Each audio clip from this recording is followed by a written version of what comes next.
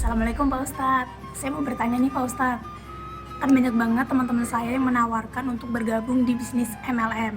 Sedangkan dalam bisnis ini kita diwajibkan untuk menjual beberapa barang dan merekrut member yang ada di bawah kita. Tapi saya masih ragu nih Pak Ustadz untuk bergabung dalam bisnis ini. Nah, dalam hukum Islam itu bergabung di bisnis MLM itu seperti apa sih Pak Ustadz? Terima kasih. Waalaikumsalam warahmatullahi wabarakatuh. Saudara-saudara para pemirsa, bisnis dalam Islam masuk kategori muamalah yang hukum asalnya adalah boleh. Seperti dijelaskan dalam satu kaidah fikih, al-aslu fil muamalah al-ibahah. Bisnis dalam Islam masuk bagian dari muamalah dan itu dibolehkan. Perkembangan bisnis sekarang ini, baik sistem maupun budaya bisnisnya, sudah sangat pesat dan cepat. Maka diperlukan improvisasi, inovasi, teknik, dan mediasi dalam dunia usaha perdagangan. Dan Islam memberikan jalan untuk itu semua. Maka dunia usaha, bisnis, perdagangan dalam Islam boleh dan memberikan ruang untuk melakukan perniagaan. Tetapi kemudian asal perniagaannya, asal bisnisnya, asal usahanya tidak keluar dari jalur-jalur syariat agama. Seperti penanya tadi, apa hukumnya dalam agama Islam tentang multi level marketing? Saudara para pemirsa, pakar marketing mengatakan ada 3 macam jenis pemasaran. Pertama, marketing eceran. Yang kedua, marketing penjualan langsung kepada konsumen. Ini yang mereka sebut direct selling. Pemasaran yang langsung kepada konsumen. Nah, yang ketiga, membangun sebuah jaringan, mengikut sertakan pelanggan sebagai tenaga pemasaran. Ini yang sekarang lagi booming disebut dengan MLM, multi level marketing. Bagaimana Islam menanggapinya? Di awal saya katakan hukum asalnya ibahah, boleh, tetapi dengan prinsip-prinsip. Apa prinsipnya? Pertama, menjauhi sifat doror. Apa itu doror? Bahaya. Tidak boleh sebuah usaha dilakukan menjerumus kepada hal-hal yang sifatnya doror, bahaya.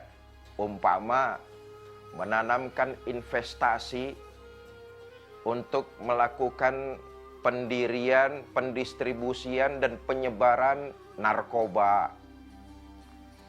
Menginvestasikan uang untuk menyalurkan, membuat dan menyalurkan serta menjadi bagian dari distribusi narkoba. Doror, bahaya, dan ini haram. Yang kedua, menjauhkan hal-hal yang bersifat jahalah. Apa itu jahalah? Ketidakjelasan. Dalam Islam sebuah perniagaan, barang yang mau diperjualbelikan harus jelas bentuknya. Tidak boleh samar-samar, apalagi orang sekarang bilang beli kucing dalam karung. Barangnya itu harus jelas. Saya menjual barang misalnya dengan si fulan. Barangnya itu harus tampak dan jelas, serta diperlihatkan kepada fulan. Lalu terjadilah transaksi tawar-menawar.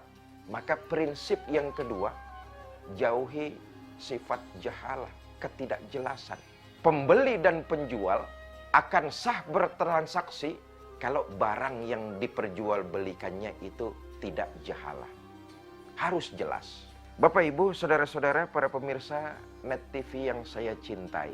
Berkaitan dengan MLM, multi level marketing. Sistem ini pernah dijalankan oleh baginda kita Nabi besar Muhammad SAW. Beliau pernah melakukan ini. Ketika awal-awal berdakwah di Mekah, dakwah yang dilakukan Nabi itu multi level marketing. Dari mulut ke mulut, dari orang ke orang, dari rumah ke rumah. Pesannya berantai. Membangun sebuah jaringan yang mereka juga diikut sertakan oleh baginda Nabi sebagai pemasar. Ini dilakukan oleh baginda kita Nabi besar Muhammad Sallallahu Alaihi Wasallam, menyebarkan Islam, mendakwahkan kepada mereka menggunakan person to person, dari mulut ke mulut, dari rumah ke rumah, dari orang ke orang. Saudara, saya kembali, muamalah ini masuk kategorinya muamalah. Maka hukum asalnya dalam Islam jelas dibolehkan, tetapi dengan sesuai syariat agama Islam. Yang perlu diketahui dalam bisnis MLM ini, pertama, MLM yang akan kita ikuti jauh dari unsur maisir. Apa maisir itu? Investasi judi. Jelas ini hukumnya haram. Karena itu saran saya, ketika kita ingin memutuskan bergabung kepada sebuah perusahaan MLM, hendaknya kita mengetahui dulu jauh dari unsur maisir, unsur investasi perjudian.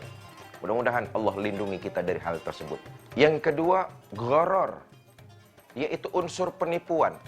Kalau sistemnya menipu, maka Islam mengharamkan. Jadi jauh dari unsur penipuan.